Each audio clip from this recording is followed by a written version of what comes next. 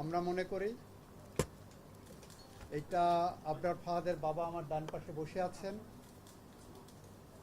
উনি ন্যায় বিচার পেয়েছেন, গোটা জাতি ন্যায় বিচার পেয়েছে এবং এই ধরনের রায়ের মধ্য দিয়ে একটি রাষ্ট্র এবং সমাজ ব্যবস্থায় ডিসিপ্লিন আনার জন্য, ন্যায় বিচার নিশ্চিত করার জন্য যে ধারণা, বিচার বিভাগের যে ধারণা, সেই ধারণাটা প্রতিষ্ঠিত হয়েছে আবারও।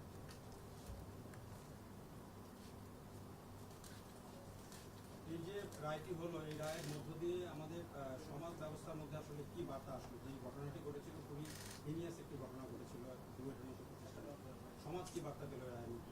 এই রায়ের মধ্য দিয়ে সমাজ বার্তা গেল যে আপনি যত শক্তিশালী হন না কেন, আপনার পিছনে যত শক্তিই থাকুক না কেন, সত্য একদিন প্রতিষ্ঠিত হবে এবং ন্যায় বিচার প্রতিষ্ঠিত হবে।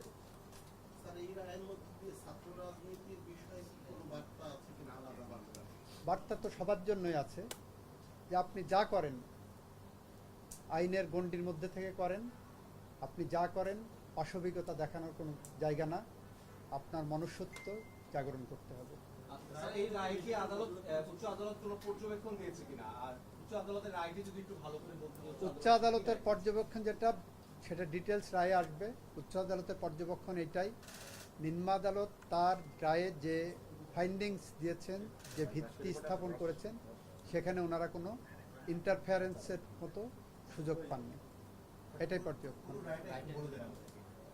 পুরো রায়টা 20 জনের নিম্ন আদালত ফাঁসি দিয়েছিলেন, 5 জনের যাবজ্জীবন দিয়েছিলেন এবং সেটা বহাল আছে।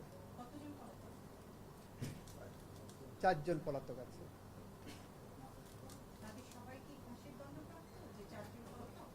জি জি।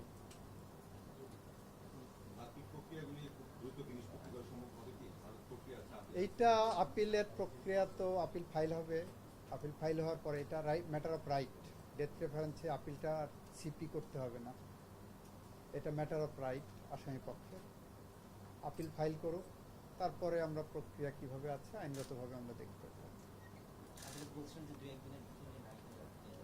আদালতটা রায়টা রিলিজ করলে তখন আমরা নকল তুলব, আমরা আমাদেরটা তুলব, তারা তাদেরটা তুলে নিয়ে করবেন। আইনি যে প্রক্রিয়া আছে, আমরা তাদের আইনগত সমস্ত অধিকার নিশ্চিত করতে চাই।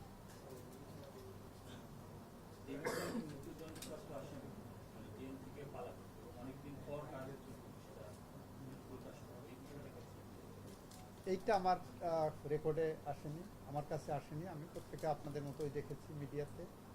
যদি এরকম ঘটনা ঘটে থাকে, নিশ্চয়ই কারাগার কর্তৃপক্ষ এটা তদন্ত করবেন এবং তাদের আইনানুগভাবে যা করণীয় সেটা করবেন। আর উনি যেদিন ধরা পড়বেন সেদিন থেকেই ওনার সমস্ত অধিকার যেটা আছে সেইটা দিয়েই আমরা আইনিভাবে পদক্ষেপ নেব।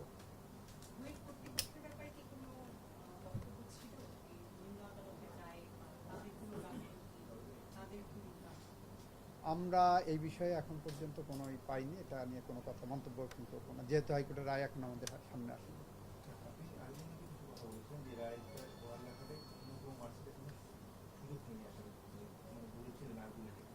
একটা হলো যে মাও সেতুংয়ের মতো যদি বলতে হয়, কোনো কোনো মৃত্যু থাই পাহাড়ের মতো ভারী, কোনো কোনো মৃত্যু পাখির পালকের মতো হালকা।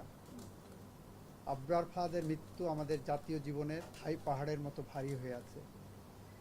আবরার ফাহাদের মৃত্যু গোটা জাতির মূল্যবোধের শিকড়ে নাড়া দিয়েছে। আবরার ফাহাদের মৃত্যু এক্সপোজ করেছে যে রাজনৈতিক ফ্যাসিজম কিভাবে দিনে দিনে বাড়তে পারে।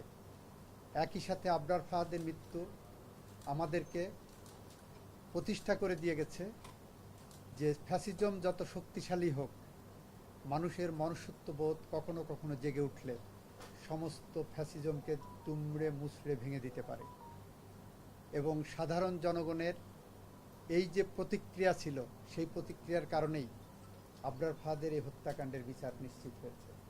আবরার ফাহাদের মৃত্যু তো প্রায় 5 বছর 6 বছর হয়ে গেল এবং তার যে রায়টি হয়েছিল সেটিও 3 বছর 3.5 বছর হয়ে গেছে। এই সময়ের মধ্যে কি আমরা এই যে যেই কথাগুলো আপনি বললেন, আমরা কি আমাদের শিক্ষা প্রতিষ্ঠানগুলোতে সেই পরিবেশ এসেছে যে যাতে করে আমরা বলতে পারি যে সেই পরিস্থিতির অবসান হয়েছে? আপনারাই বলবেন। আমি তো মনে করি আবরার ফাহাদের মৃত্যুর যে প্রতিক্রিয়া সেই ঘটনার পরে, শিক্ষা প্রতিষ্ঠানে এই বীভৎস চিত্র আর আমরা খুব বেশি দেখি নাই। তার আগে আপনারা দেখবেন রামদাও নিয়ে শিক্ষা প্রতিষ্ঠানের ভিতরে কোপানো হচ্ছে, এটা করা হচ্ছে, ওটা করছে। এখানে শিক্ষা প্রতিষ্ঠানে সহিংসতা ছিল, সেটা ফ্যাসিজমের যে বৈশিষ্ট্য, সেই বৈশিষ্ট্যগুলোর ওখানে প্রয়োগ। আপাতত মনে হবে যে সব ঠিকঠাক আছে, বাস্তবে এমনভাবে নিয়ন্ত্রণ করা হতো। আবরার ফাহাদের মৃত্যু সেই জায়গাটাকে একটা পজ দিয়ে গেছে। আবরার ফাহাদ তার জীবন দিয়ে এরকম অসংখ্য অগণিত আবরার ফাহাদের জীবন রক্ষা করে গেছে। আবরার ফাহাদের মৃত্যুর মধ্য দিয়ে বাংলাদেশের ছাত্র সমাজ, মেধাবী ছাত্র একটা নতুন জীবন পেয়েছে।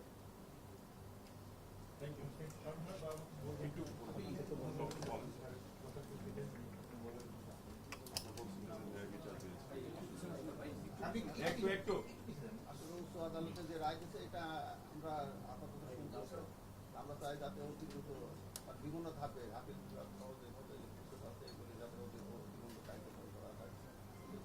আর যে বার্তাটা শিক্ষা প্রতিষ্ঠানকে দেওয়া হয়েছে, আসলে তো এগুলি সবারই ছাত্ররা এটা মেনে চলা উচিত, কারণ বাবা মা খুব কষ্ট করে কিন্তু ছেলেমেয়েকে শিক্ষা প্রতিষ্ঠানে পাঠায়। কিন্তু এখানে তো বাবা মার কোনো দোষ নাই, কিন্তু তাকে তো লেখাপড়া করার জন্য পাঠানো হয়। কিন্তু সেই ছেলেরা এসে যদি লেখা মানে ফেসিং ঈদের লেখা বিভিন্ন ঈদের প্রলোভনে পড়ে যদি নষ্ট হয়ে যায়, সমস্ত বাবা মা কষ্ট পেয়ে থাকে।